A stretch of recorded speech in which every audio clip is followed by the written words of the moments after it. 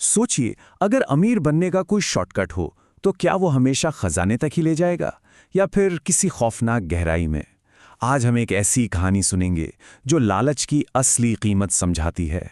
क्या शब्द हैं ये, सुनकर ही रोंगटे खड़े हो जाते हैं, है ना। पर ये सिर्फ कोई डरावनी लाइन नहीं है। ये हकीकत थी एक ऐसे आदमी की जिसने ये शब्द सुने और उसकी दुनिया हमेशा के लिए बदल गई। तो चलिए मिलते हैं हमारी कहानी के किरदार से।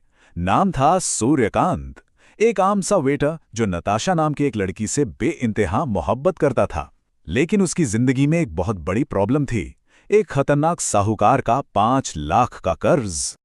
अब जब इंसान पूरी तरह हताश हो जाता है तो वो क्या करता है? वो रास्ते खोजता है। ऐसे ही एक दिन शहर की सबसे पुरानी लाइब्रेरी में सूर्यकांत के हाथ एक प्राचीन किताब लगी। एक ऐसी किताब जिसमें लिखा था कि वो एक शक्तिशाली शक्ति को बुला सकता है, एक ऐसी शक्ति जो उसे बेशुमार दौलत दे सकती थी।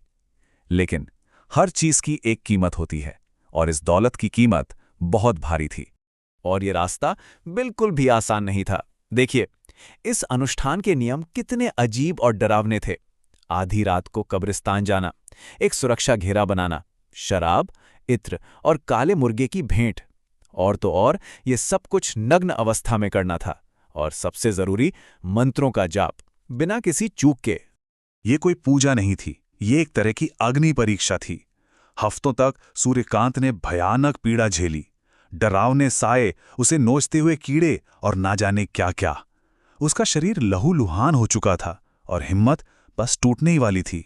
लेकिन उसने हार नहीं मानी। और फिर ठीक 41वें दिन उसकी सारी तकलीफें, सारा दर्द रंग लाया।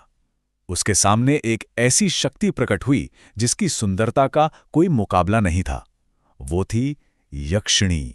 अब सवाल यह है कि ये यक्षिणी होती क्या है? पुरानी कहानियों और लोक कथाओं में यक्षिणी एक सुपरनैचुरल शक्ति है, बहुत खूबसूरत, बहुत ताकतवर, जो आपको दौलत, शोहरत सब कुछ दे सकती है, लेकिन हमेशा एक शर्त पर। और सूर्यकांत अब उसी शर्त के सामने खड़ा था। तो सौदा क्या था? देखिए, यक्षिणी ने कहा, मैं तुम्हें सब कुछ दूंगी, असीमित दौलत, लग्जरी कारें, बंगले, एक बड़ी फैक्ट्री, सब कुछ। लेकिन बदले में सूर्यकांत को उसका पति बनना होगा। हर रात कच्चा मांस और शराब पीनी होगी। और सबसे बड़ी शर्त, वो कभी किसी और औरत से प्यार नहीं कर सकता। मतलब दौलत के बदले आजादी का सौदा। शुरुआत में तो सब ठीक लगा होगा, है ना? पैसा, गाड़ियां, फैक्ट्री।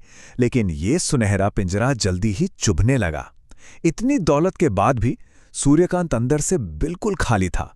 उसे याद आती थी तो बस अपने सच्चे प्यार नताशा की। और जब उसने इस सौदे को तोड़ने की सोची भी तो नतीजा बहुत भयानक हुआ। कोई भी लड़की अगर उसके करीब आने की कोशिश करती तो वो मारी जाती। उसने यक्षिणी की बात ना मानकर नताशा से मिलने का फैसला किया और बस यक्षिणी ने अपना बदला तुरंत लिया।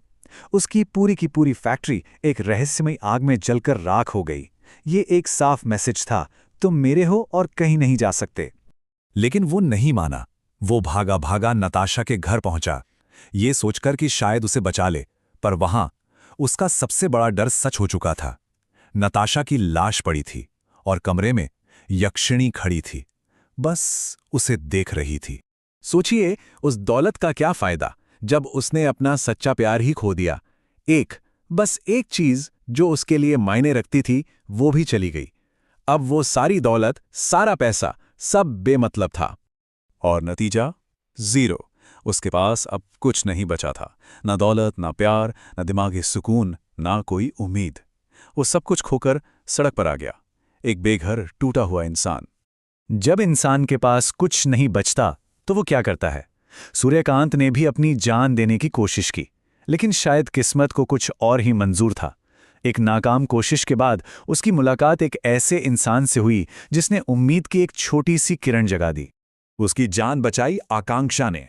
आकांक्षा कोई आम लड़की नहीं थी, वो एक पैरानॉर्मल एक्सपर्ट थी। और उसी ने सूर्यकांत को एक आखिरी उम्मीद का रास्ता दिखाया, रामनगर के जंगल में रहने वाले एक ज्ञानी बाबा। और उन बाबा ने जो कहा, उसने सूर्यकांत की आंखें खोल दी। उन्होंने कहा, तुमने अपनी हवस, अपने लालच के लिए उसे एक प्रेमिका के रूप में बुलाया। जो ज्ञानी होते हैं वो उसे मां के रूप में बुलाते हैं। सारी गलती नियत की थी। तो अब आज़ादी का रास्ता क्या था? रास्ता था उसी अनुष्ठान को फिर से करने का। सोचिए, उसी दर्द से फिर गुजरना था, लेकिन इस बार एक बहुत बड़े फर्क के साथ। इस बार उस यक्षिणी को एक शुद्ध मन से, एक अलग इरादे से बुलाना था। तो बस कहानी अपने क्लाइमैक्स पर पहुंच चुकी थी। एक आखिरी सबसे मुश्किल अनुष्ठान। सूर्यकांत को यक्षिणी के मात्र स्वरूप तक पहुंचना था, लेकिन रास्ते में खड़ी थी वही ईर्ष्यालु ठुकराई हुई प्रेमिका रूपी यक्षिणी। और अगले 41 दिन पहले से भी ज्यादा भयानक थे। उस ठुकराई हुई यक्षिणी ने अपनी पूरी ताकत लगा दी। उसने सूर्यकांत का ध्यान भटकाने, उसकी हिम्मत तोड़ने की हर मुमकिन कोशिश की। ये एक जंग थी उसकी आत्मा की। और यहीं पर हमें कहानी का असली मतलब समझ आता है।